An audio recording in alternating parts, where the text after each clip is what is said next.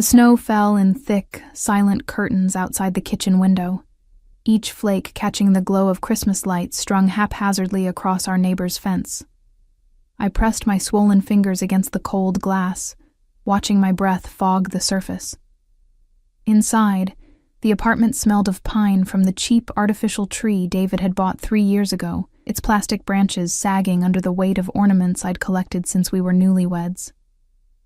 The scent should have been comforting. Instead, it felt suffocating. My back ached with that deep, relentless throb that had become my constant companion these past few weeks.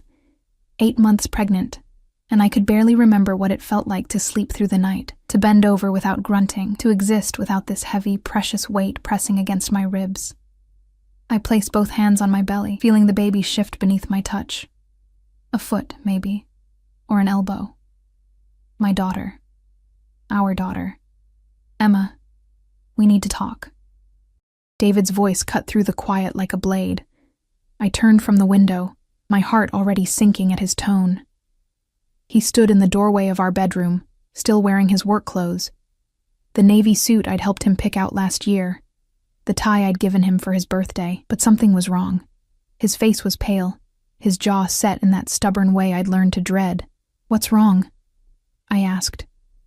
Though part of me didn't want to know, he didn't meet my eyes. Instead, he stared at the floor, at the worn carpet we'd always meant to replace. "I can't do this anymore." The words hung in the air between us, heavy and sharp. I felt my stomach drop, felt the baby kick as if sensing my distress. Can't do what? This, us, the baby. He finally looked up, and I saw something cold in his eyes, something I'd never seen before. "I'm leaving." I laughed. It was a broken, desperate sound. "You're joking. It's Christmas Eve, David. I'm 8 months pregnant with your child." "It's not mine." The world tilted. I gripped the edge of the kitchen counter, my knuckles white. "What?" "Don't lie to me, Emma." His voice rose, sharp and accusing. "I know about him, about what you've been doing." "There is no him." My voice cracked, tears already burning behind my eyes. "David, I don't know what you're talking about. I would never. Melissa told me everything." He cut me off, his face flushing red. "She saw you. At that restaurant downtown, with some man. She said you looked intimate." Melissa. His co-worker. The woman who'd always looked at me with barely concealed contempt at office parties, who touched David's arm too long when she laughed at his jokes. When? When did she supposedly see this? 3 months ago, at Carmichael's. My mind raced. Carmichael's. I'd been there once, 3 months ago, for a job interview. I'd been serving coffee at a diner for 2 years, barely making enough to cover groceries, and a friend had set me up with an interview for a hostess position at the upscale restaurant. The manager had been a middle-aged man named Roberto, who'd spoken kindly to me, who'd offered me water when I'd felt dizzy from standing too long. The interview had lasted 20 minutes. I hadn't gotten the job. "That was a job interview," I said, my voice shaking. Roberto Garcia, the floor manager. "I can show you the emails. I don't want to see your lies." David moved past me, heading toward the bedroom. "I want you out." "Out?" I followed him, my hand protectively cradling my belly. "David, please, just listen to me." He emerged with a duffel bag, the one we'd used for our honeymoon 4 years ago. He started stuffing clothes into it. My clothes, maternity jeans, stretched-out sweaters, the soft cotton nightgowns I wore because nothing else fit anymore. "I've already talked to a lawyer. You'll be hearing from him after the holidays." "You can't do this." Panic clawed at my throat. Where am I supposed to go? It's snowing. It's Christmas Eve. I'm pregnant. You should have thought about that before you cheated on me. He zipped the bag closed with vicious finality and thrust it at me. "Get out, Emma. This is my home, too. My name is on the lease. Your name isn't on anything." His smile was cruel. I made sure of that. "Now get out before I call the police and tell them you're trespassing." I stared at him, at this man I'd loved, this man I'd married in a small ceremony at City Hall because we couldn't afford anything bigger, this man whose child was growing inside me, and I saw a stranger. My hands trembled as I took the bag. You're making a mistake.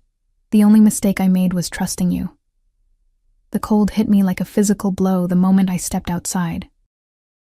I'd grabbed my winter coat, the only one that still fit over my belly. But it wasn't enough. The wind cut through the fabric, and snow immediately began gathering in my hair, melting against my scalp. I stood on the sidewalk outside our apartment building, watching the Christmas lights blur through my tears, and realized I had nowhere to go. My parents were gone. Mom to cancer 3 years ago. Dad to a heart attack 6 months after. I had no siblings. My friends had drifted away over the years, the way friends do when you're struggling to make ends meet and can't afford to go out, can't afford to keep up. David had been my whole world, David and the baby. I pulled out my phone with shaking fingers, scrolling through my contacts. There had to be someone. Anyone. The screen blurred as tears streamed down my face. I stopped on a name, Jenna Morrison, my old roommate from before I'd married David. We hadn't spoken in over a year, but maybe I typed out a message, my fingers clumsy on the screen. Hey, I know it's been a while and I'm so sorry to ask, but I'm in trouble. David kicked me out and I'm pregnant and I have nowhere to go. Can I please stay with you just for tonight? I'm desperate. I hit send before I could second guess myself, then wrapped my arms around my belly, trying to shield my baby from the cold. The snow was falling harder now, accumulating on the sidewalk in thick drifts. My feet were already numb in my thin boots. The phone buzzed. I looked down, hope flaring in my chest. But it wasn't from Jenna. It was a message from an unknown number. Who is this? My heart sank. Wrong number. In my desperation, I must have mistyped. I started to delete the message, to try again, but another text came through. Are you safe? Something about those 3 words, the directness, the concern from a stranger, broke something inside me. I sank down onto a snow-covered bench, no longer caring about the cold, about the wet seeping through my jeans. My fingers moved across the screen almost of their own accord. No, I'm not safe. I'm 8 months pregnant and my husband just kicked me out on Christmas Eve because he thinks I cheated on him. I didn't. I have nowhere to go. I'm sorry. I meant to text someone else. Please ignore this. I sent it before I could stop myself, then immediately felt foolish. What was I doing, pouring my heart out to a stranger? I started to type an apology, but another message appeared. Where are you? I hesitated. Every self-preservation instinct screamed at me to stop, to not give my location to someone I didn't know. But I was so cold, so tired, so desperate. What did I have to lose? Maple Street, outside the Riverside Apartments, Building 4. Stay there, don't move, I'm sending someone. I stared at the message, my heart pounding. This was insane. I should leave, should find a shelter, should do anything but wait for a stranger. But my body wouldn't cooperate. I was so tired, so cold. The baby kicked again, harder this time, and I whispered into the snowy darkness, "It's okay, sweetheart. We're going to be okay, somehow." 20 minutes passed. I watched the snow accumulate on my coat, felt my teeth begin to chatter. I was just about to give up, to drag myself to my feet and start walking toward the homeless shelter I'd passed a few blocks away, when headlights cut through the darkness. A black SUV pulled up to the curb, its engine purring like a predator. The windows were tinted so dark I couldn't see inside. For a moment I was terrified. What had I done? This could be anyone. This could be... The back door opened, and a man stepped out. He was tall, dressed in an expensive charcoal overcoat that probably cost more than I made in 6 months. Even in the dim light, I could see he was young, maybe early 30s, with dark hair and a face that looked like it had been carved from marble. But it was his eyes that caught me, dark, assessing, missing nothing. They swept over me, my tear-stained face, my swollen belly, my pathetic duffel bag, and something flickered in their depths. Anger, maybe, or something harder to name. He didn't smile. He simply extended a gloved hand. "Come with me." I should have been afraid. Everything about him screamed danger. From the cold authority in his voice to the way the driver, a massive man who looked like he could break me in half, watched from the front seat. But I was beyond fear. I was beyond everything except the bone-deep exhaustion and the desperate need to protect my baby. I took his hand. His grip was firm, steady, and impossibly warm through the leather of his glove. He helped me to my feet with surprising gentleness, as if he understood exactly how much everything hurt, how hard it was to move with this much weight, throwing off my balance. "Watch your head," he murmured, guiding me into the SUV. The interior smelled of leather and something else, something expensive and masculine, like cedar and smoke. The seats were heated.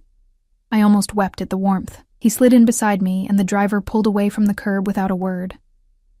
I sat there, trembling, watching the Christmas lights of my old neighborhood blur past the window. The man beside me didn't speak. He simply removed his coat and draped it over me, the weight of it immediately cutting the chill. "Thank you," I whispered. He turned to look at me, and for the first time, I saw his face clearly in the passing streetlights. Beautiful, cold, dangerous. "What's your name?" "Emma. Emma Thornton." "Emma." He said it slowly, as if testing how it felt. "I'm going to ask you a question, and I need you to answer honestly. Did your husband hurt you?" I shook my head, fresh tears spilling over. "Not physically. He doesn't believe me. He thinks I cheated. But I didn't. I swear I didn't." Something dark crossed his face. "And the baby? She's his. She's his daughter, and he doesn't even care." My voice broke on the last word.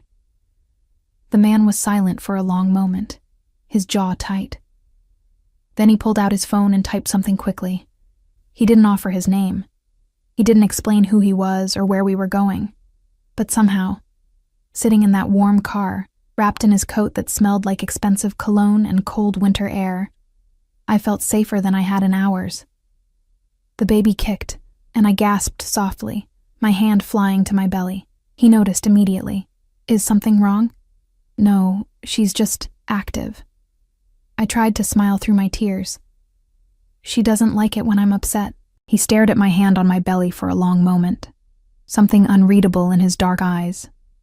Then he reached over and adjusted the coat more securely around my shoulders. "No one will hurt you again, Emma, I promise you that." The certainty in his voice should have sounded ridiculous. He didn't know me. He didn't owe me anything. But something in the way he said it, the absolute unwavering conviction, made me believe him.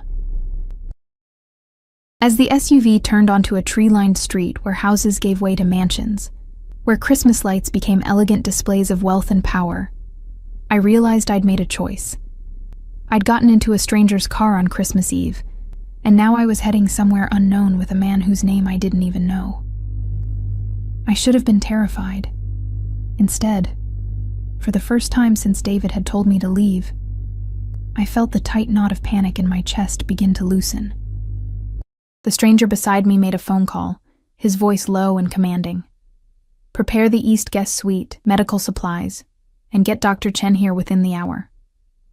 He ended the call and turned back to me, his dark eyes reflecting the passing lights. "You're safe now."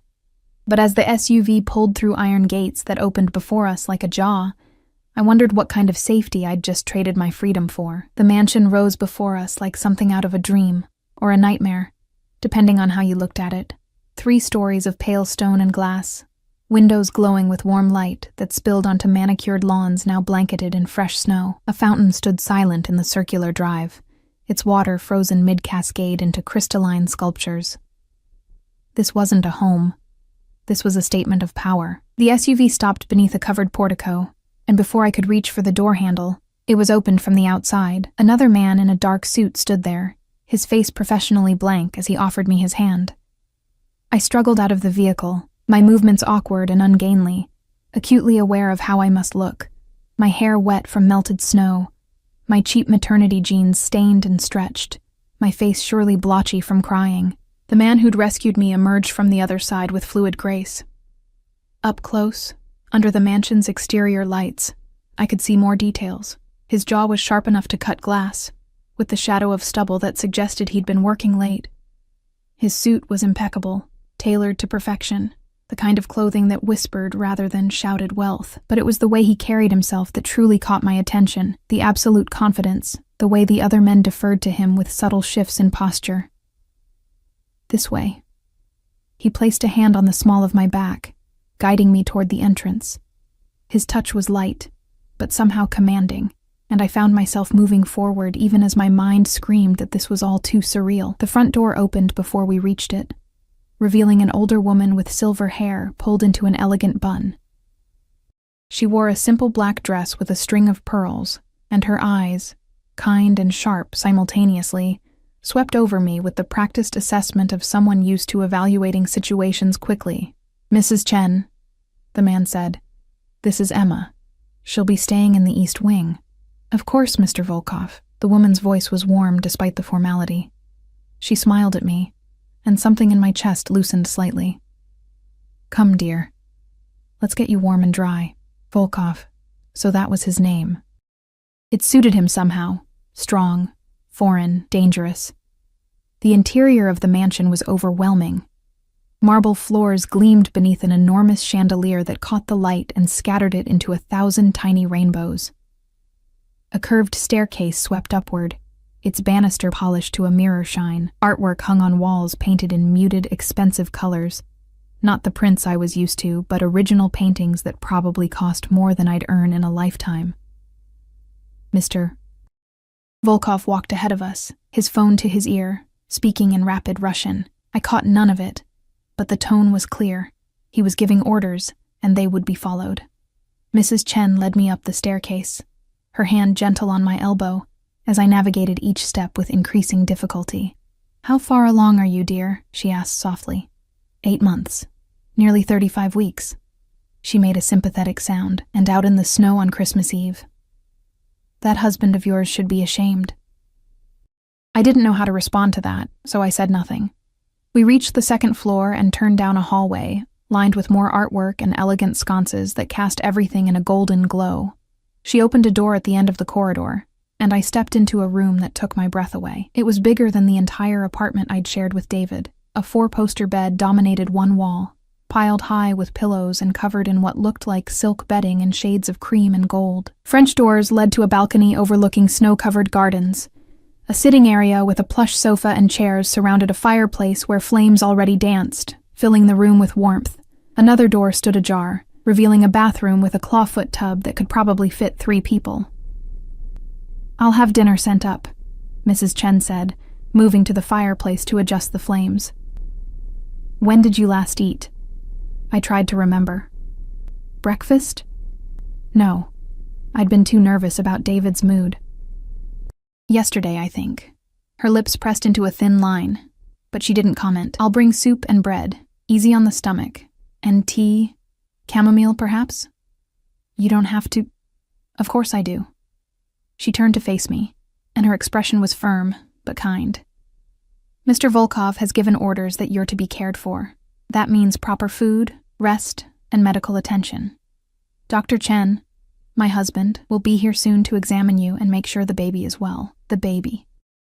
I pressed my hand to my belly, feeling the familiar flutter of movement. My daughter, blissfully unaware of the chaos her mother's life had become.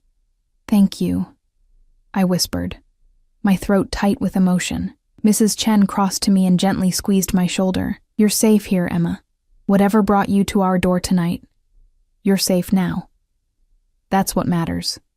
After she left, I stood in the center of the room, still wearing my wet coat, clutching my pathetic duffel bag. This couldn't be real. People like me didn't end up in places like this. I was a waitress who'd barely graduated high school, who'd married too young and dreamed too small. I didn't belong in a room with silk sheets and original artwork. A knock at the door startled me from my thoughts. "Come in," I called, expecting Mrs. Chen with the promised food. Instead, Mr. Volkov entered, carrying a silver tray laden with covered dishes. The sight of him in this domestic role was so incongruous that I almost laughed.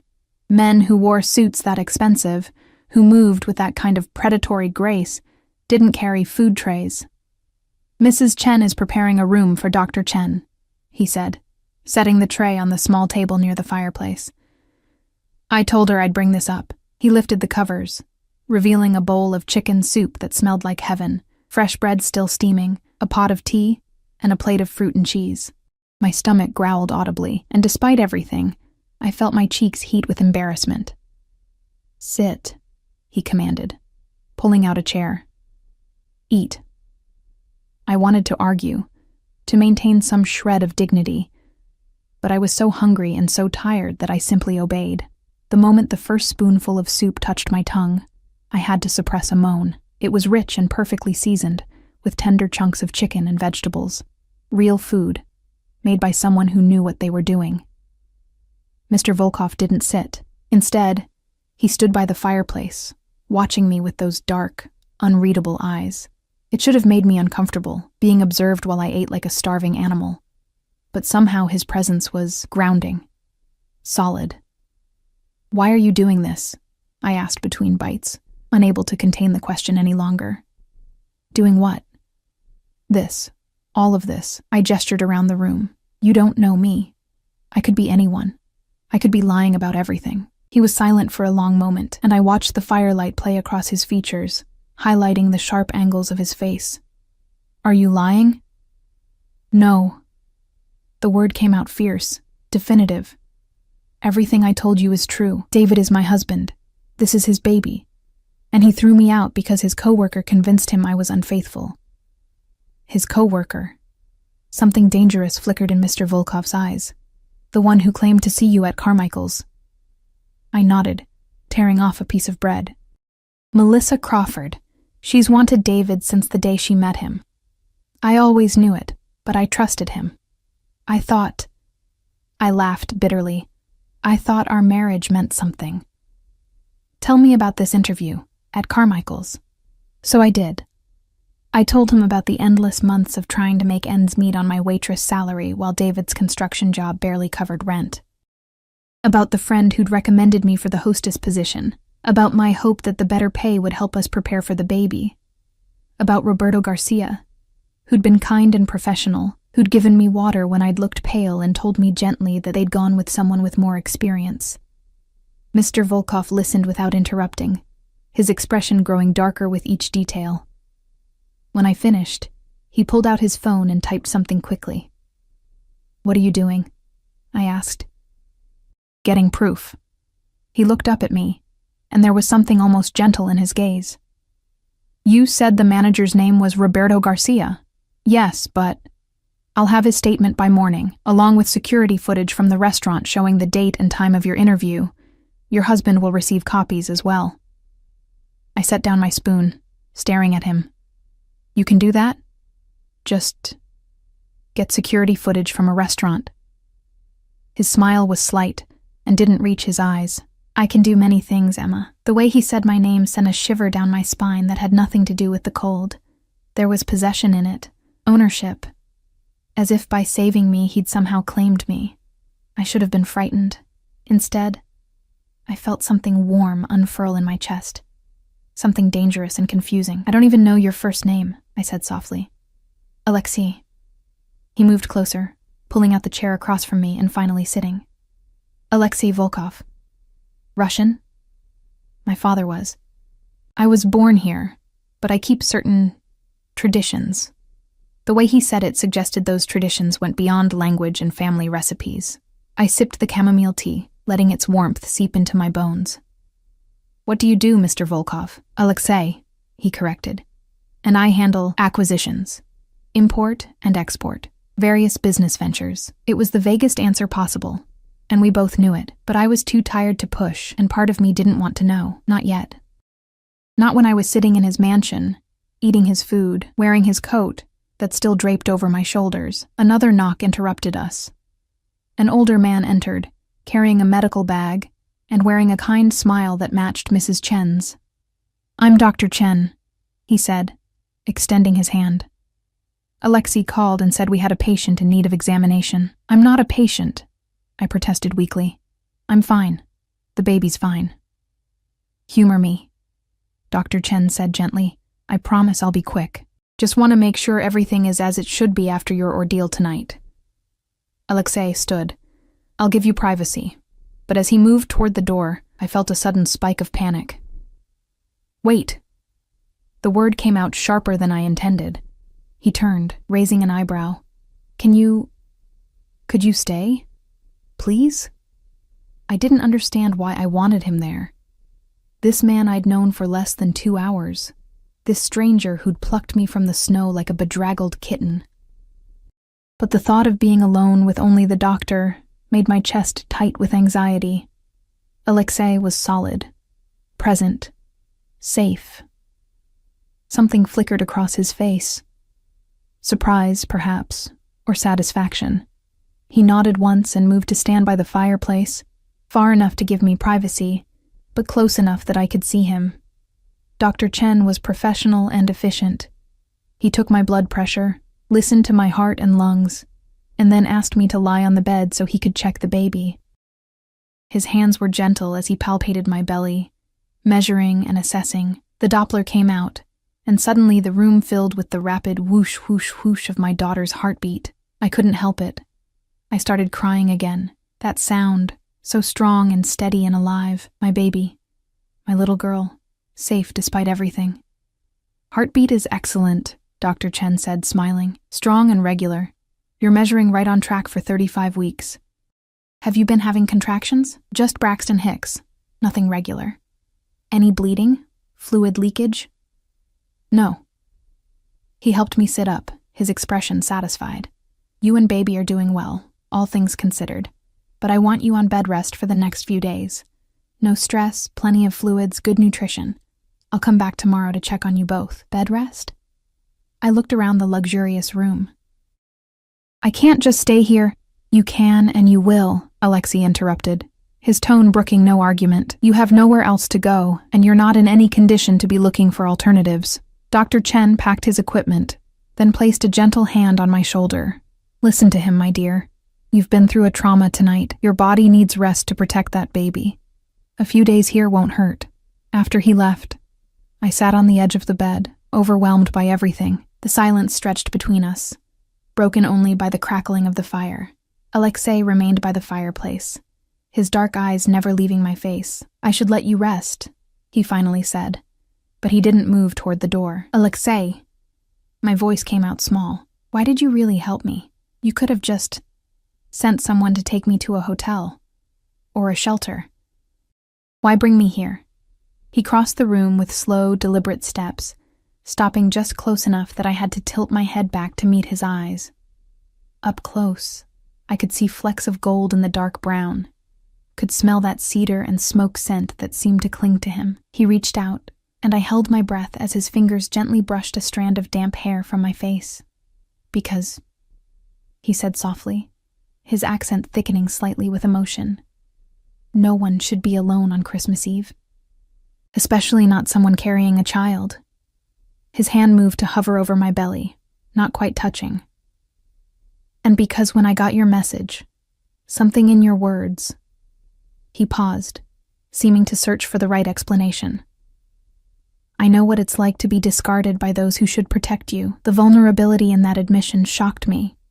This man, who commanded rooms with his presence, who had people jumping to fulfill his orders, had been hurt, abandoned. Thank you, I whispered. For everything. His hand finally settled on my belly, large and warm and impossibly gentle. The baby kicked, and his eyes widened slightly. For just a moment, the dangerous mask slipped, and I saw something raw and wondering in his expression. Then it was gone, and he stepped back, professional distance reasserting itself. Sleep, Emma. Tomorrow we'll deal with your husband and get you the proof you need. He was at the door when I called out one more time. Alexei? That number I texted. Whose was it? He turned, and his smile was sharp enough to cut. Mine, and it's not one I give out lightly. He paused, his eyes holding mine. You were meant to find me tonight, Emma. I don't believe in accidents. Then he was gone, the door closing softly behind him, leaving me alone in a room that belonged in a fairy tale with questions I wasn't sure I wanted answered. I changed into one of the nightgowns Mrs. Chen had left folded on the bed, soft cotton that actually fit my swollen body. and slipped between sheets that felt like clouds. Outside, snow continued to fall, blanketing the world in white silence. I placed my hands on my belly, feeling my daughter move beneath my palms. "What have we gotten ourselves into, little one?" I whispered into the darkness, but exhaustion was pulling me under, and for the first time in months, I felt warm, safe, protected. I didn't know that in helping me, Alexei Volkov had just made me the most dangerous woman in the city. I didn't know that my husband's betrayal was about to unleash a chain of events that would change everything. All I knew was that when I closed my eyes, I saw dark eyes filled with an intensity that both terrified and thrilled me, and that maybe, just maybe, being found by a stranger on Christmas Eve was the best thing that had ever happened to me. I woke to sunlight streaming through gauzy curtains and the soft clink of china. For a disoriented moment, I thought I was back in the apartment with David.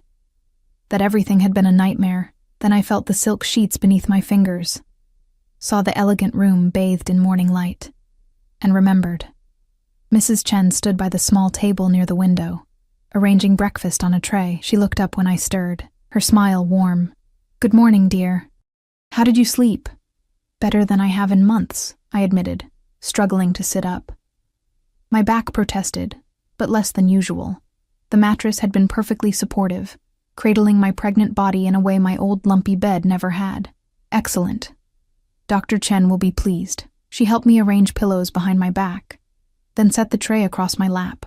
Fresh fruit, yogurt with honey, buttered toast, and what looked like a vegetable omelet. "Eat slowly. Your stomach needs to adjust after yesterday." I picked up the fork, suddenly shy. Is Alexei awake?" Something flickered in her eyes, amusement, perhaps, or understanding. "He's been awake since 5. He's in his office handling business."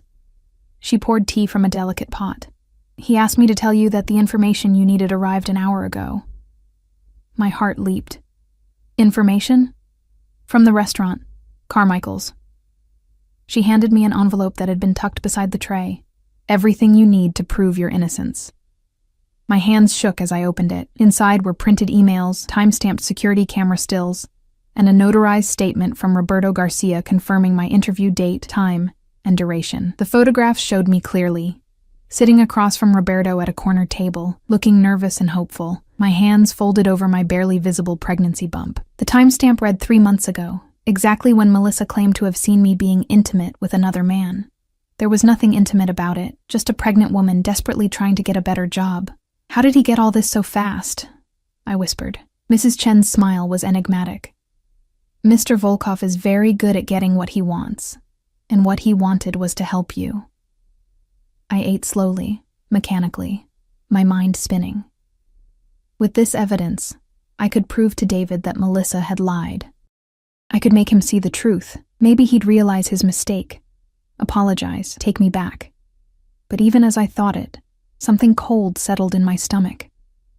Did I want him to take me back? The man who'd thrown his 8 months pregnant wife out into the snow on Christmas Eve without even listening to her side? The man who'd trusted a coworker over his own wife? A knock at the door interrupted my thoughts. Mrs. Chen opened it, and my breath caught. Alexei stood in the doorway, dressed in another immaculate suit. This one charcoal gray with a dark blue tie. His hair was slightly damp, as if he'd recently showered, and he smelled of expensive cologne and something uniquely him. His eyes found mine immediately, scanning my face as if checking for signs of distress. "You slept well." His voice was lower than I remembered, rougher, as if he hadn't used it much this morning. "Yes, thank you, for everything." I held up the envelope. "Mrs. Chen said you got this for me." He moved into the room with that predatory grace, dismissing Mrs. Chen with a subtle nod. She left, closing the door behind her. Suddenly, the large room felt smaller, more intimate.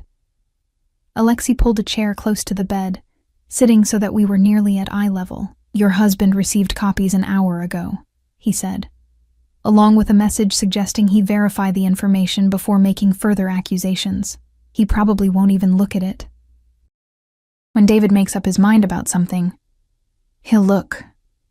The certainty in Alexei's voice was absolute. I made sure of it. I didn't ask how. I was learning that Alexei operated in ways I couldn't begin to understand. What do I do now? That depends. What do you want to do? I set down my fork, my appetite suddenly gone. I want my husband to know the truth. I want him to apologize. My voice broke. I want my life back. Alexei was quiet for a long moment, his dark eyes studying me with an intensity that made my skin prickle. And if he doesn't apologize? If he refuses to believe the evidence? The question hung in the air between us, heavy with implications I wasn't ready to examine. I don't know, I whispered. He reached out and gently took my hand. His palm was warm, slightly calloused, and the touch sent electricity racing up my arm. You have options, Emma. You don't have to go back to a man who doesn't deserve you. I'm pregnant with his child. I have no money, no job, no family. What options do I have? You have me. The words were simple, but the weight behind them was enormous. I looked up at him, searching his face for meaning. I don't understand. Stay here. Let me take care of you and the baby. You need rest, proper nutrition, medical care. I can provide all of that. His thumb stroked across my knuckles, the gesture almost absent-minded. After the baby comes, we'll figure out the rest. You're offering to let a stranger live in your house and have a baby here? I couldn't keep the disbelief from my voice. Why would you do that? His jaw tightened. I have my reasons. That's not an answer. It's the only one I can give you right now. He stood abruptly, releasing my hand, and I felt the loss of his touch like a physical thing. Think about it. In the meantime, you should rest. Dr. Chen will be here this afternoon. He was at the door when my phone buzzed on the nightstand. I picked it up, my heart sinking when I saw David's name on the screen. Alexei paused, watching me. It's him, I said quietly. Do you want to answer it? I stared at the phone, watching it buzz again and again. Finally, I swiped to answer and put it on speaker, not trusting my voice to remain steady. Emma. David's voice was tight, angry. Where the hell are you? Somewhere safe, away from you. Don't be dramatic. Look, I got some information this morning about that interview you claim to have. Claimed? The word came out sharp. I didn't claim anything, David. I told you the truth. Fine, whatever. The point is, maybe I was hasty. Hasty? I couldn't believe what I was hearing. You threw me out in the snow on Christmas Eve. You called me a liar and a cheat, and now you're saying you were hasty? Alexei's expression had gone dangerously cold, but he remained silent, watching. Emma, come home. We'll talk about this like adults. David's voice took on a wheedling tone I'd heard before, the one he used when he wanted something. I'm willing to forgive you for... Forgive me? I was shaking now, fury overriding fear. I didn't do anything wrong. You're the one who needs to be asking for forgiveness. Look, I said I'm sorry, okay? What more do you want? I made a mistake. Melissa was wrong. Come home and we'll put this behind us. I looked at Alexei, who was watching me with those dark, knowing eyes. Something in his expression gave me courage. No. Silence on the other end. Then, what do you mean, no? I mean no, David. I'm not coming home. Not yet. Maybe not ever. Where are you going to go? Ridiculous. Who's going to take care of you? You need me, Emma. No, I said softly. I really don't. Not anymore. I hung up before he could respond, my hands trembling. The phone immediately started ringing again. I silenced it and set it face down on the nightstand. Good, Alexei said, his voice carrying a note of approval that warmed me more than it should have. He doesn't deserve you. I don't know what I'm going to do. I pressed my hands to my face, feeling tears threaten again. I can't go back to him, but I can't stay here forever either. This isn't my life. This isn't my world. Alexei crossed back to the bed and crouched down so we were eye level. He gently pulled my hands from my face, holding them between his own. Listen to me, Emma. You are stronger than you think. You survived being thrown out in the cold. You protected your daughter, and you just stood up to a man who tried to break you. That takes courage. I don't feel courageous. I feel terrified. Good. Fear means you're still fighting. He squeezed my hands gently. Stay here until the baby comes. That gives you 5 weeks to heal, to rest, to plan. After she's born, we'll figure out next steps. Legal separation, divorce, custody arrangements, whatever you need. Why are you being so kind to me? I searched his face, looking for ulterior motives, for the catch that must be hiding somewhere. You don't even know me. Something flickered in his eyes. Pain, maybe, or memory. My mother was pregnant when my father threw her out. I was 5 years old. We had nowhere to go, no one to help us. She gave birth in a clinic that barely had running water. His voice was soft, but edged with old anger. I swore then that if I ever had the power to help someone in her position, I would. So yes, Emma, I do know you. Better than you think. The revelation stole my breath. I saw him differently now. Not just the powerful, dangerous man in the expensive suit, but a little boy who'd watched his mother suffer, who'd grown up determined to protect those who couldn't protect themselves. I'm sorry, I whispered. That must have been terrible. It made me who I am. He stood, his mask of control sliding back into place. Rest now. Mrs. Chen will bring lunch later. And Emma? He paused at the door. Your husband will call again, probably many times. You don't have to answer. But if you choose to, remember, you hold all the power now, not him. After he left, I lay back against the pillows, my mind whirling. Through the window, I could see the snow-covered grounds stretching toward a line of trees in the distance. Somewhere beyond those trees was my old life. The cramped apartment, the struggling marriage, the constant worry about money. Here, in this room with its silk sheets and fireplace and endless comfort, I could almost forget that life existed. Almost. The day passed in a strange, dreamlike haze. Dr. Chen came and pronounced both me and the baby healthy. Mrs. Chen brought meals that were better than anything I'd eaten in years. I showered in the enormous bathroom, using soaps that smelled of lavender and vanilla, letting hot water soothe muscles I hadn't realized were so tight. But always, in the back of my mind, I was aware of Alexei somewhere in the house. I heard his voice occasionally, speaking Russian on the phone, giving orders to staff, conducting the mysterious business that required him to be awake at 5 a.m. And each time I heard him, something in my chest tightened with a feeling I didn't want to name. Evening came, bringing with it a soft knock on my door. I expected Mrs. Chen with dinner, but instead, Alexei entered carrying a large box wrapped in silver paper. What's this? I asked, eyeing the package suspiciously. It's Christmas. He set the box on the bed. You should have a gift. Alexei, you've already given me so much. Open it. I pulled off the paper carefully, revealing a white box with a prestigious department store logo. Inside, nestled in tissue paper, was the most beautiful maternity dress I'd ever seen. Deep emerald green velvet with long sleeves and a flowing skirt that would accommodate my belly. It was elegant and expensive and completely impractical for someone like me. It's too much, I protested, even as my fingers stroked the soft fabric. There's a dinner tonight. Family tradition. I'd like you to join us. His expression was carefully neutral, but I caught something underneath. Uncertainty, maybe, as if my answer mattered. I couldn't. I'm not family.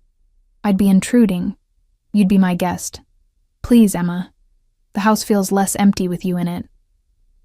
The admission, small as it was, felt enormous. This powerful man who commanded respect and fear was lonely. And somehow, my presence made that loneliness less. Okay, I heard myself say. I'll come.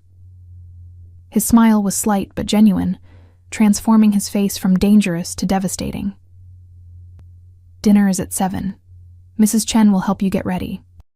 After he left, I held the dress up to myself, catching my reflection in the mirror. The woman looking back at me was a stranger. Cheeks flushed, eyes bright, pregnant belly prominent beneath borrowed nightclothes. 24 hours ago, I'd been sobbing on a snowy bench, broken and desperate. Now I was standing in a mansion, holding a designer dress, preparing to have Christmas dinner with a man who looked at me like I was something precious. My phone buzzed again. David. I ignored it. Mrs. Chen arrived at 6:30 to help me dress. She styled my hair into soft waves, applied subtle makeup that made me look alive instead of exhausted, and helped me into the velvet dress. It fit perfectly, skimming over my curves and making me feel, for the first time in months, beautiful. "You look lovely, dear," Mrs. Chen said, adjusting a final curl. "Mr. Volkov will be pleased." "This is just dinner," I protested weakly. "Nothing more." Her smile was knowing. "Of course, dear. Just dinner." At 7 o'clock precisely, there was a knock on my door. I opened it to find Alexei standing there in a different suit, this one black with a crisp white shirt open at the collar. His eyes swept over me, and something heated flickered in their depths.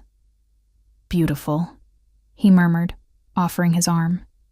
"Shall we?" I took his arm, feeling the solid muscle beneath the expensive fabric, and let him lead me down the hallway. My heart pounded with nervousness and something else. Anticipation, maybe, or the thrill of stepping into a world I didn't belong to. We descended the grand staircase, and I could hear voices from below. Russian mixed with English, laughter and conversation. At the bottom, Alexei paused. Most of these people work for me in various capacities. They're loyal, trustworthy, and they know better than to ask questions. His hand covered mine where it rested on his arm. "You're safe here, Emma. I promise." Then we turned the corner into a formal dining room, and I stepped into Alexei Volkov's world completely.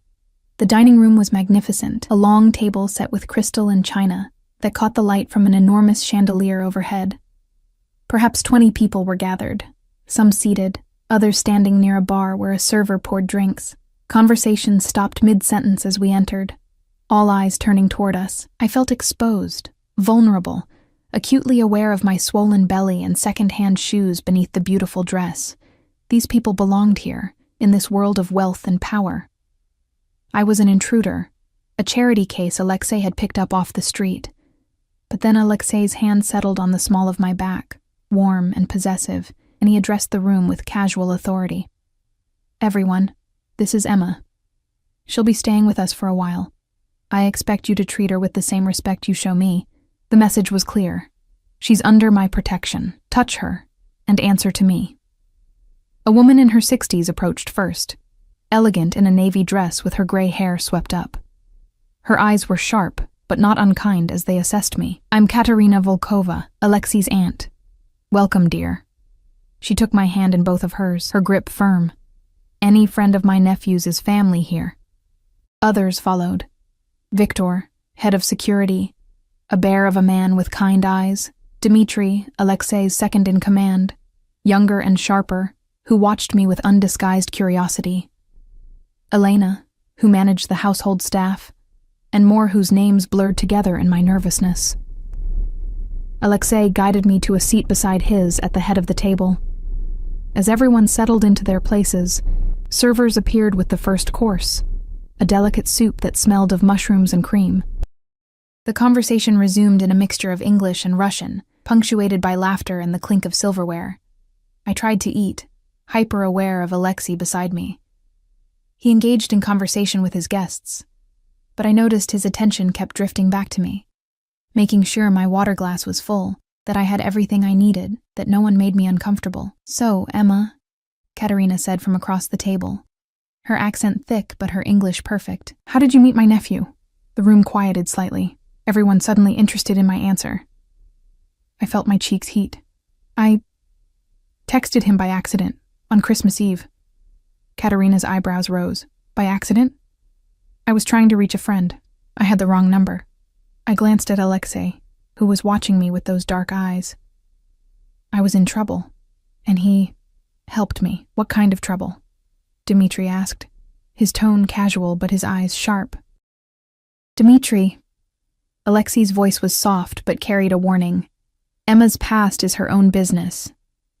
But I found myself answering anyway, maybe because of the wine I'd refused, but everyone else was drinking, loosening their tongues and creating a warm, convivial atmosphere. Or maybe because these people, despite their obvious danger, felt more like family than my own husband had in months. "My husband threw me out," I said quietly. "He thought I'd been unfaithful. I hadn't. But he wouldn't listen. So I ended up on a bench in the snow, and I texted what I thought was my friend's number. I looked at Alexei. It was his instead. Silence fell over the table. Then Katerina spoke, her voice hard as stone. He threw out his pregnant wife? On Christmas Eve? He believed a lie someone told him.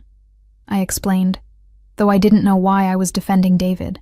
He has proof now that I was telling the truth, but you're not going back, Alexei finished, his tone making it clear this wasn't a question. I don't know what I'm doing, I admitted. Everything happened so fast. Victor, the security chief, raised his glass. To new beginnings, then, and to Alexei, for remembering that power means nothing if we don't use it to protect those who need protecting. Others raised their glasses, toasting me, welcoming me. I felt tears prick my eyes and blinked them back furiously. These strangers were showing me more kindness than my own husband had in months. The meal continued, course after course of incredible food. Roasted duck with cherry sauce, potatoes that melted on the tongue, vegetables I couldn't name but that tasted like heaven. Dessert was a traditional Russian cake layered with cream and berries. And despite my full stomach, I managed a few bites. Throughout it all, I was aware of Alexei, the way he commanded the room without raising his voice, the way people deferred to him with a respect born of something deeper than fear, and the way he kept glancing at me, as if making sure I was real, that I hadn't disappeared. After dinner, people began to drift toward the drawing room where someone had started playing piano. Alexei offered me his hand. Walk with me? I took it, letting him guide me away from the crowd and through French doors that opened onto a covered terrace. The snow had stopped, and the night was crystalline and cold, the stars sharp overhead. Heaters glowed along the terrace, keeping the worst of the chill at bay. This is beautiful, I breathed, looking out over the snow-covered gardens. It's lonely, Alexei said quietly. He stood beside me at the railing, close enough that I could feel his warmth. This house, this life. I built it all to prove I was nothing like my father, that I'd risen above my beginnings. But sometimes I think I've just built a very expensive cage. I turned to look at him, surprised by the admission. You could leave, go anywhere. Could I? His smile was bitter. When you're responsible for this many people, this many lives, you stop belonging to yourself. Every decision I make affects hundreds of others. I can't just walk away. Is that why you help me? Because you can't walk away from your own life, so you save others instead? He turned to face me fully, and the intensity in his eyes made my breath catch. I helped you because when I read your message, something in it called to me. A woman alone, pregnant, abandoned by the person who should protect her. His hand came up to cup my face, his thumb stroking my cheek. I saw my mother in you. But when I saw you, Emma, sitting on that bench, looking so small and scared and brave, I didn't see my mother anymore. I saw you. My heart was pounding so hard I was sure he could hear it. Alexei, you should know something about me, he continued, his voice low and rough. I'm not a good man. The things I do, the business I run, it's not legal, not moral. I've hurt people. I've done things that would make you run from this house and never look back. Are you trying to scare me? I'm trying to be honest with you, because in a few weeks, you'll have a baby, and you'll need to make decisions about your future. And if you choose to stay here to let me help you, you need to know what that means. What does it mean? I whispered. His other hand came up, framing my face between his palms. It means you'll be under my protection. It means anyone who tries to hurt you will answer to me. It means... He stopped, seeming to struggle with the words. It means I won't be able to let you go easily. The admission hung between us, heavy with implication. He was warning me, giving me a chance to run while I still could. But standing there in the cold night air, his hands warm on my face, his dark eyes boring into mine, I didn't want to run. I'm not afraid of you, I said, and was surprised to realize it was true. You should be. But his thumbs stroked my cheeks tenderly, contradicting his words. I'm already too invested in you, Emma. In you and your daughter. And when I'm invested in something, I don't let go. Before I could respond, my phone buzzed in the small purse Mrs. Chen had provided. I pulled it out. my stomach sinking when I saw David's name. Not a call this time, but a text. We need to talk, face to face, tomorrow. There are things you don't understand. Alexei read it over my shoulder, and I felt him tense. What things could you possibly not understand? He accused you falsely, threw you out, and now he wants to manipulate you into coming back. Maybe he's right. Maybe there are things I don't know. No. Alexei's voice was hard. You don't owe him anything, Emma. Not your time, not your explanations, not your presence. He's still my husband, and he's the father of my baby. Biologically, yes, but being a father is more than genetics. It's showing up, protecting, providing. Has he done any of that? I couldn't answer, because we both knew he hadn't. Alexei took the phone from my hands and typed a response before I could stop him. Emma will meet you tomorrow at 2 p.m. at Carmichael's restaurant. She won't be alone. If you have something to say it then.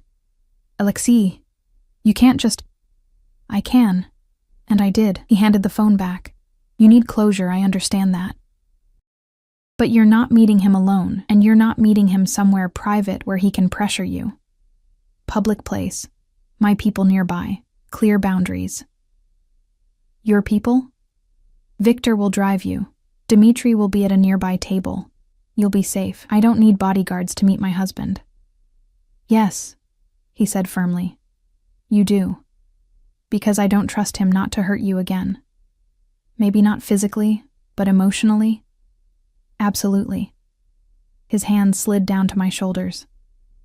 Let me protect you, Emma. It's what I'm good at. I wanted to argue, to insist I could handle this myself, but the truth was, I was terrified of seeing David again, of his ability to make me doubt myself, to twist words until I didn't know what was true anymore. Okay, I whispered. But I want you there too. Something fierce flashed in Alexei's eyes. I wouldn't be anywhere else. Inside, the piano music had shifted to something slower, more melancholy.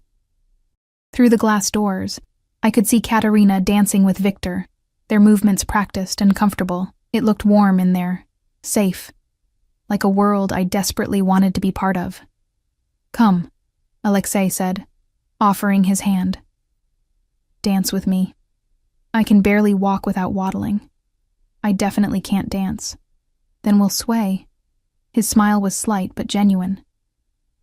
And you'll let me pretend for a few minutes that you belong here. I don't belong anywhere right now, I admitted. Then belong here, with me.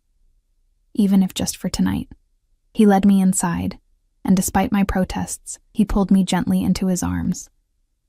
One hand settled on my lower back, the other clasped mine, and we moved in small circles to the piano's melody. My belly pressed against him, the baby moving between us, and I saw something soften in his expression.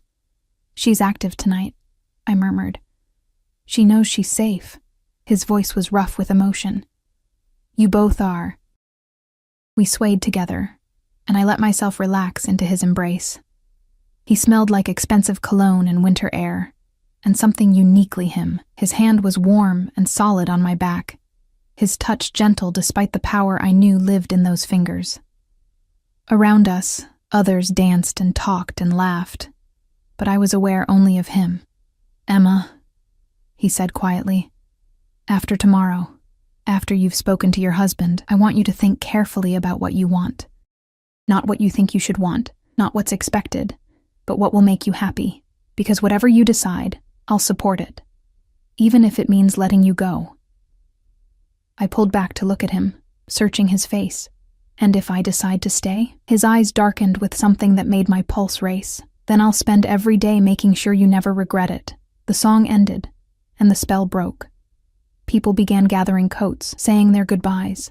I watched Alexei transform back into the man in charge, shaking hands, giving orders, his mask of control firmly in place.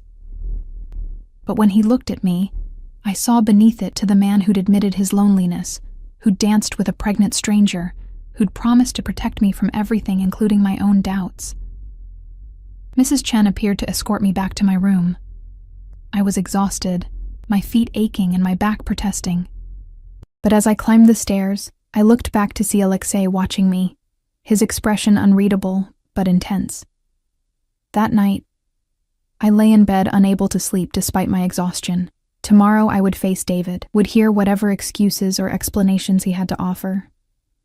And then I would have to make a choice, go back to my old life, to a man who'd proven he didn't trust me, to an apartment that had never felt like home, to struggling to make ends meet while raising a baby alone, or stay here, in this mansion with its silk sheets and endless comfort, under the protection of a man who'd saved me for reasons I still didn't fully understand, a man who was dangerous and powerful, and who looked at me like I was something precious. The baby kicked, hard enough to make me gasp. I placed my hand on my belly, feeling her shift and stretch. "What should we do, little one?" I whispered into the darkness. "What's the right choice?" But she had no answers, and neither did I. All I knew was that tomorrow everything would change again, and this time, I would have to decide my own fate.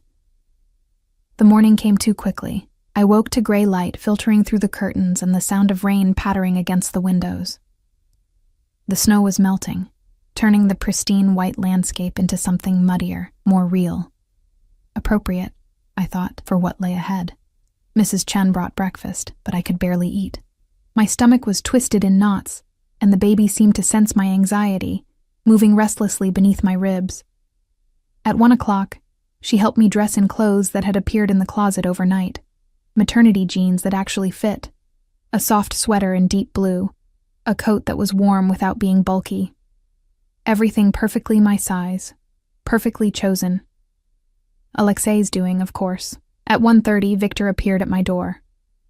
He was as large as I remembered, but his smile was kind as he offered his arm. "Ready, Miss Emma?" "No," I admitted, "but let's go anyway." The SUV was warm and comfortable, the leather seats heated against the cold. Victor drove in silence, giving me space with my thoughts. Dmitri sat in the front passenger seat, his sharp eyes scanning everything we passed. I felt simultaneously protected and trapped. Carmichael's restaurant looked different in daylight, less intimidating than I remembered from my interview 3 months ago. It was elegant but not ostentatious, with large windows looking out onto a street lined with boutiques and cafes. Victor pulled up to the front entrance, and suddenly Alexei was there, opening my door before I could reach for the handle. He'd changed since this morning, now wearing dark jeans and a black sweater under his coat, more casual than I'd seen him, but no less commanding. His eyes searched my face. "You don't have to do this." "Yes, I do." I took his offered hand and let him help me out. "I need to hear what he has to say. I need closure, I think." He nodded but didn't release my hand. "Victor will be at the bar, Dmitri at a table near the back. I'll be right beside you.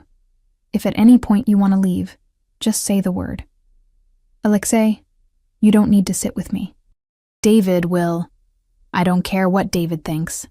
His voice was hard. "You're under my protection. That means I stay close." Inside, the restaurant was quiet. Too early for the dinner rush, but past the lunch crowd. A hostess led us to a corner booth where we could see the entire room. Alexei slid in beside me, close enough that his thigh pressed against mine, his arm draped casually across the back of the booth behind my shoulders. To anyone watching, we looked like a couple. The thought sent a confusing flutter through my chest. At precisely 2 o'clock, David walked in. I barely recognized him. He looked haggard, his face unshaven, his clothes rumpled as if he'd slept in them. His eyes found me immediately, then moved to Alexei, and I saw his expression harden. He approached our table slowly, his hands shoved in his pockets. "Emma." His voice was tight. "Who's this?" "A friend," I said, proud that my voice didn't shake. "You said you wanted to talk, so talk." David's eyes never left Alexei, who stared back with the kind of cold, predatory focus that made me understand why people feared him.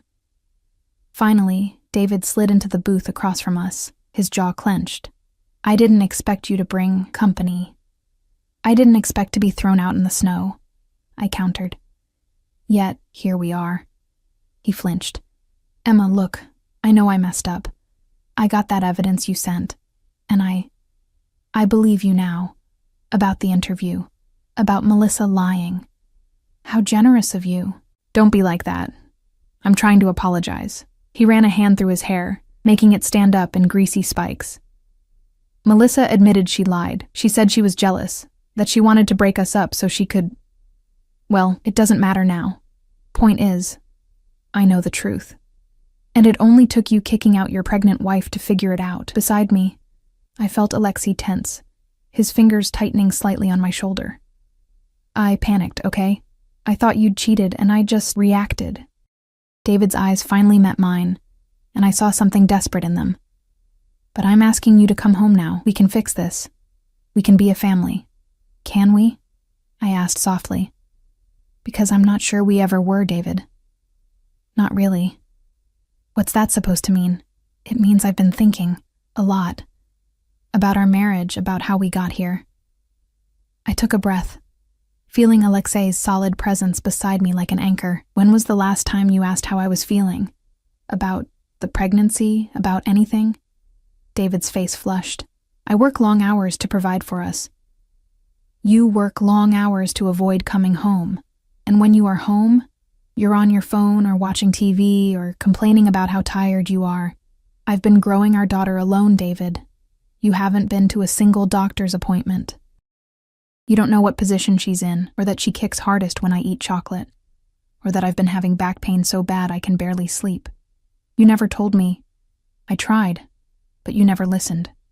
You never saw me. My voice broke, but I pushed on. And the first time something went wrong, the first time you had a chance to prove you trusted me, you chose to believe a woman you barely know over your own wife. Silence fell over the table. David stared at me, his face pale. I said, I'm sorry. What more do you want? I want to know why I should come back. Give me one good reason why I should believe things will be different. He opened his mouth, closed it, opened it again. Because I'm your husband. Because that's my baby you're carrying. Because we made vows. Vows you broke the moment you threw me out. I felt tears burn behind my eyes, but refused to let them fall. Not here. Not for him. I've been staying somewhere safe. Somewhere I'm cared for and protected. For the first time in months, I'm not worried about money or food or whether I matter to anyone. And you want me to give that up to come back to an apartment where I was invisible? Wait. David's eyes narrowed, flicking between me and Alexei. Where exactly have you been staying? That's none of your business. The hell it isn't. You're my wife, Emma. I have a right to know where you've been sleeping, who you've been with. His gaze landed on Alexei with sudden understanding. Oh my God. You've been with him, haven't you? This guy? What is this? Some kind of revenge? Alexei spoke for the first time, his voice quiet and deadly. Watch your tone when you speak to her. Who the hell are you? David demanded. Some rich guy she found to take care of her? Is this what you do, Emma? Jump from one man to another? That's enough. I cut him off, my voice sharp as a blade. You don't get to do this. You don't get to accuse me of anything not after what you did. Then tell me the truth. Are you sleeping with him?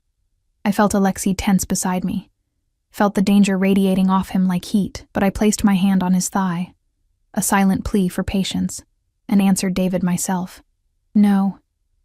Not that it's any of your business, but Alexei has been nothing but respectful and kind. He gave me a place to stay when I had nowhere to go. He made sure I was warm and fed and safe. He got me medical care and proof of my innocence, and never once asked for anything in return. I leaned forward, holding David's gaze. He's been more of a partner to me in 3 days than you've been in 3 years. David's face went from red to white. You can't be serious. You're going to leave me for some stranger? I'm not leaving you for anyone. I'm leaving you because of you, because you proved that when things get hard you won't stand by me, because you value your pride and ego more than you value your family. I took a shuddering breath. I deserve better than that. Our daughter deserves better than that. Emma, please. His voice cracked, and I saw tears in his eyes. I love you. I know I screwed up, but I love you. Don't throw away our marriage over one mistake. For a moment, just a moment, I wavered. This was the man I'd married, the man I'd promised to love for better or worse. Maybe I was giving up too easily. Maybe I should try harder. Then I felt the baby kick, hard and insistent, and I remembered. Remembered sitting alone in doctors' offices. Remembered crying myself to sleep while David snored beside me, oblivious. Remembered the cold look in his eyes when he'd told me to leave. "I'm not throwing away our marriage," I said quietly. "You already did that. I'm just accepting it. So that's it? You're choosing him over me? I'm choosing me. For once, I'm choosing myself and my daughter." I slid out of the booth, Alexei rising smoothly beside me. "You'll hear from a lawyer about custody arrangements. We can be civil about this, or we can make it ugly. Your choice." "You're making a huge mistake," David said, his voice bitter.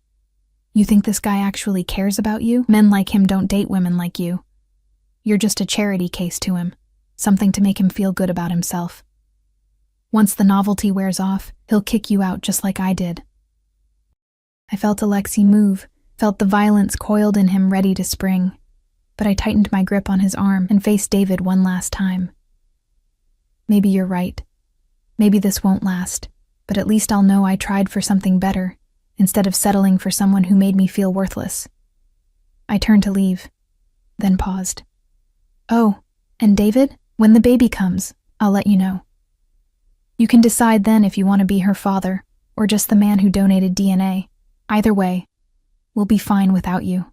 I walked out of the restaurant with my head high, Alexei's hand firm on my back, Victor and Dmitri falling into step around us like a protective wall. I didn't look back. I didn't need to. In the SUV, the tears finally came. Great, heaving sobs that shook my whole body. Alexei pulled me against his chest, his arms wrapping around me as carefully as if I were made of glass. He didn't tell me to stop crying, didn't offer empty platitudes. He just held me, one hand stroking my hair, while I mourned the death of my marriage and the life I'd thought I'd have. "I'm proud of you," he murmured into my hair. That took courage. "I feel like I'm falling apart." "You're not falling apart. You're breaking free." He pulled back enough to look at me, his thumbs wiping away my tears. "And I meant what I said last night, Emma. Whatever you decide, wherever you want to go from here, I'll support it. If you want to stay at the house until the baby comes, you can. If you want me to help you find your own place, I will. If you want, I want to stay." The words came out before I could second-guess them. "With you. If that's still okay." Something blazed in his dark eyes. Triumph, possession, relief, all mixed together. "More than okay. I don't know what this is between us," I admitted. "I don't know if it's just gratitude or proximity or something more. But I know I feel safer with you than I ever did with David. I know my daughter moves differently when you're near, like she knows you're someone who'll protect her. And I know that even though I should be terrified of you, of this world you live in, I'm not. You should be terrified," he said, echoing his words from the night before. "I told you, I'm not a good man. Maybe not. But you're good to me. That's what matters." He studied my face for a long moment, then leaned forward and pressed his lips to my forehead in a kiss that felt like a promise. "Then stay, Emma. Stay and let me take care of you both. Let me show you what it means to be cherished instead of tolerated." The baby kicked again, and Alexei's hand moved to my belly without thinking, his palm spreading wide over the swell. She kicked directly into his hand, and his expression transformed. Wonder mixing with something fierce and protective. "She knows you," I whispered. "Good." His voice was rough, "because I'm going to be here for every moment she needs me. Doctor's appointments, midnight feedings, first steps, first words, all of it. Alexei, you don't have to. I want to." He lifted his eyes to mine, and what I saw there stole my breath. Not just attraction or duty, but something deeper. Something that looked dangerously like love. "I want to be there. For both of you. If you'll let me." I should have said no. Should have protected my heart, kept my distance, remembered that I barely knew this man. But sitting there in his arms, his hand on my belly, his eyes promising things I'd never thought I could have, I couldn't bring myself to refuse. "Okay," I breathed. "Yes, I want that too." He kissed me then, properly this time.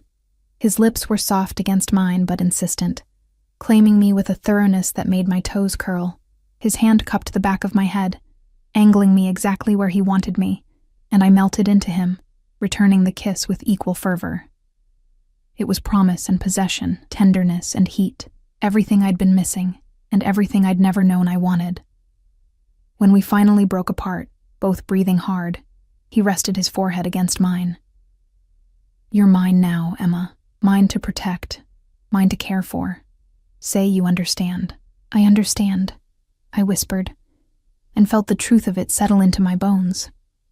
The weeks that followed were the happiest of my life. Alexei was true to his word. He accompanied me to every doctor's appointment, his hand in mine as we watched our daughter on ultrasound screens. I caught him calling her our daughter, and didn't correct him. He was there more than David had ever been. He had a nursery prepared, decorated in soft creams and golds, with a crib that probably cost more than my first car. Mrs. Chen taught me Russian lullabies. Victor showed me photos of his own grandchildren and promised to spoil my daughter just as much. Dmitri, surprisingly, turned out to be an expert in baby-proofing and spent an afternoon making sure every corner of the house was safe. I learned about Alexei's business in pieces, enough to understand it wasn't entirely legal, that he operated in gray areas that sometimes turned dark. But I also saw how he cared for the people who worked for him, how he was fair even when he was ruthless, how he kept his word without fail, and I learned about the man himself. How he woke at dawn to swim laps in the indoor pool. How he read constantly, Russian literature mostly, but also business journals and history books. How he had a scar on his left shoulder from a knife fight when he was 19. How he was terrified of failing the people who depended on him. How he'd been alone for so long that having me in his space was both thrilling and unsettling. How he looked at me like I was the answer to a question he'd been asking his whole life. 3 weeks after the confrontation with David, my water broke at 2 a.m. Alexei was awake instantly, calm and efficient as he called Dr. Chen and helped me into the car. Victor drove us to the private hospital where a suite was already prepared, and Alexei stayed by my side through every contraction, every moment of pain. 14 hours later, our daughter was born. She came into the world screaming, pink and perfect, and absolutely furious at being evicted from her warm home.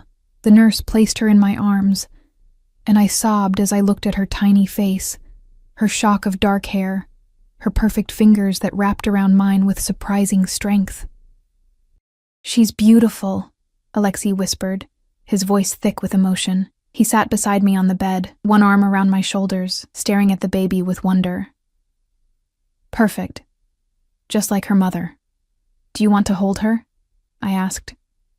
His hands trembled slightly as he took her, cradling her against his chest with such tenderness that fresh tears spilled down my cheeks. She quieted immediately, her dark eyes, so like his, blinking up at him. And I watched Alexei Volkov, feared businessman and dangerous man, fall completely in love with a 7-pound baby girl. "Hello, little one," he murmured in Russian, then English. "I'm Alexei. I've been waiting to meet you." She made a small sound, her fist finding its way to her mouth. He laughed, the sound full of delight, and looked at me with eyes that held everything: love, gratitude, promise. "What should we name her?" I asked. We'd discussed names but never decided on one. Now, watching them together, a name came to me fully formed: Katya, after your aunt. His expression softened. "You want to name her after Katerina?" "She's part of this family now. We both are." I reached out and stroked Katya's cheek, soft as silk. "And she should have a name that reflects where she belongs." "Katya Volkov," he said, testing it. Then he looked at me, his gaze intense. "Not Thornton. Volkov. I want her to have my name. Alexei, I know we're not married. I know this is fast, unconventional, probably crazy, but I want to claim her as mine, Emma. Legally, officially, I want to adopt her, if you'll let me. I want to be her father in every way that matters." My heart felt too big for my chest. "What about David? He signed away his parental rights 2 days ago, in exchange for you not pursuing child support or involving him in any way." Alexei's expression was carefully neutral, but I caught the edge of satisfaction. I may have had my lawyers make the process very easy for him. I should have been upset that he'd handled this without telling me, but looking at him holding Katya, at the love written plainly on his face, I couldn't find it in myself to care. "Yes," I whispered. "Yes, you can adopt her. You can be her father." He kissed me then, carefully, mindful of the baby between us. "And you, Emma? Will you marry me?" I pulled back, staring at him. "What? Marry me? Not today, not until you're ready. But someday. Say you'll be my wife, that we can be a real family, that I can spend the rest of my life showing you what it means to be loved the way you deserve." It was too fast, too crazy, too much. It was also everything I'd ever wanted. "Yes," I said, laughing and crying at the same time. "Yes, I'll marry you." Katya chose that moment to start fussing, and we both laughed, the moment breaking into something warm and domestic. Alexei handed her back to me, and I began to nurse her, marveling at how natural it felt. "How right. I love you," Alexei said quietly, his hand covering mine where it cradled Katya's head. "I didn't think I could, didn't think I knew how, but you taught me. Both of you." "I love you too," I admitted. "It's terrifying and wonderful and completely insane. The best things usually are." 6 months later, on a perfect summer day, I married Alexei Volkov in the gardens of his mansion. Katya was there, held by Katerina, wearing a tiny white dress and looking angelic for approximately 5 minutes before she spit up on Victor's expensive suit. Dr. and Mrs. Chen served as witnesses. Dmitri gave a toast in Russian that made everyone laugh and made Alexei blush. And I stood beside the man who'd saved me on the worst night of my life and promised to love him for all the best nights to come. I never saw David again. I heard through mutual acquaintances that he'd married Melissa a year later, and they'd moved to another state. I felt nothing when I heard, no regret, no vindication, nothing. That chapter of my life was closed. This was my life now, this mansion with its gardens and security, and people who'd become family. This man who looked at me like I hung the moon and treated our daughter like she was made of spun glass and starlight. This beautiful, complicated, dangerous, perfect life. As I danced with my husband at our wedding, Katya sleeping peacefully in her bassinet nearby, I thought about that snowy Christmas Eve when I'd texted a wrong number in desperation, about how one moment of chance had changed everything. "What are you thinking about?" Alexei murmured, his hand warm on my waist, about how I texted the wrong number. "The right number," he corrected, pulling me closer. "The only number that mattered. The only number that mattered," I agreed. And as the music swelled and the sun set over our new life together, I finally understood what it meant to be home. Not a place, a person. And I'd found mine in the most unexpected way possible.